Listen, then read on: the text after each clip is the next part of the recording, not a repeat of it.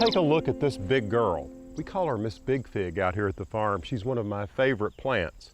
You might call her a pet plant. I love her because, well, she's so old and she's been a part of this farm for a long time. I had a friend come out who understands figs very well, and she said she figured this fig was close to 100 years old. Now you see, we moved her from up where the flagpole is now. It was quite an ordeal, but you can see she's thriving here in the center of the garden. You see, she's a brown turkey fig, and what's interesting about this variety is the fruit takes longer to ripe than some of the other varieties. You see, you'll find that brown turkey fruit is medium to large with a reddish-brown skin tinged with purple. The pulp is reddish pink and firm, and you'll find that the fruit is subject to cracking in wet weather. But I'll tell you, the fruit is also excellent for making home preserves.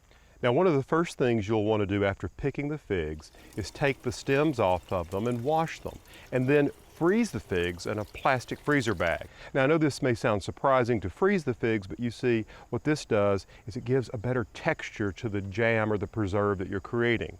It will reduce or eliminate some of the water, making the preserves figgy, giving them a better taste and a stronger fig flavor. Okay, next you'll need to get your jars ready. What you want to do is wash them along with the bands to sterilize, and also pour boiling water over the lids. You see, this will soften the gummy side of the lid. Then after the figs thaw, measure 5 cups of whole figs and put them in the pot.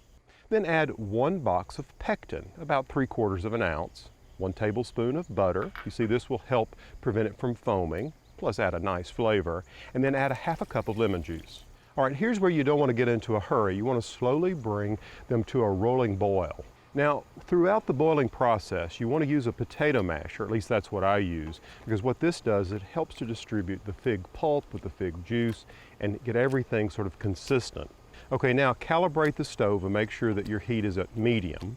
And what you want to do now is make this mixture much sweeter by adding 7 cups of sugar and return this to a rolling or full boil.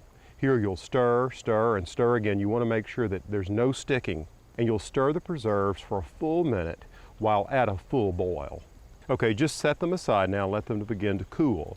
And now it's time to begin to ladle the preserves into jars. Seal the jars and put in a hot water bath for 10 minutes. Now you'll find that fig preserves may take up to a week to set up, as they say. So after the hot water bath and the bands have been tightened, leave the jars upside down until the preserves have set up. If you love figs and fig preserves like I do, you'll want to give this recipe a try. It's easy, but it does take a while to make, so keep that in mind.